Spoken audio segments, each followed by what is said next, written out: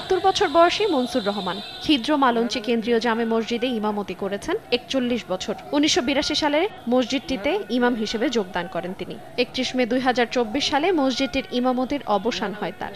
শেষ দিনে মসজিদটির মুসল্লিরা তাকে বিদায় সংবর্ধনা দেন। ইমাম সমাজের নেতা, অথচ ইমামদের বিদায়ে প্রাপ্য সম্মান দেয়া হয় না, তাই এই উদ্যোগ গ্রহণ করেন মুসল্লিরা। শোভাযাত্রার আগে জুম্মার নামাজের পর মসজিদে বিদায়ী ইমাম মনসুর রহমানকে নানা ধরনের উপহার দেওয়ার পাশাপাশি নগদ ৬২,৮০০ টাকা দেয়া হয়। মুসল্লিদের এই বিদায় সংবর্ধনায় খুশি মনসুর রহমান।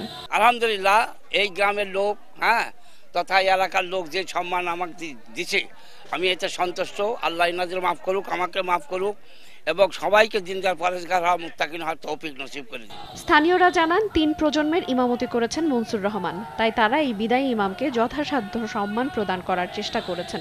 ব্যতিক্রমী অনুষ্ঠান করতে পেরে তারাও খুশি। নগদে ৫০০ টাকা বা তার বেশি পেমেন্টে পেতে পারেন ঢাকায় জমিসহ ২০ কোটি টাকার পুরস্কার।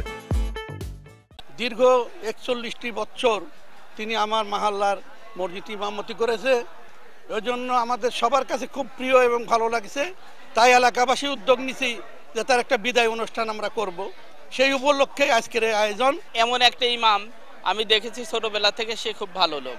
এই মহতি অনুষ্ঠান আমি আমার ইউটিউবে দেখেছি, কিন্তু আমার চাক্ষুষ প্রমাণ আজ দেখি নাই, আজকে সেটা দেখলাম। আমরা তার মুসল্লি ছিলাম, আমার পূর্বপুরুষ আমার বাপ চাচারা তাকে ইমাম হিসেবে রেখে গেছিলেন। আজকে আমরা তাকে বিদায় মুহূর্তে আবেগে আপ্লুত হয়ে গেছি। নাটোরের বাগাতিপাড়া উপজেলার বাসিন্দা মনসুর রহমান এখানে খিদ্র মালঞ্চি কেন্দ্রীয় জামে মসজিদে ইমামতি করে নিজের জীবনের ৪১ বছর কাটিয়েছেন তিনি। সময় সংবাদ, নাটোর।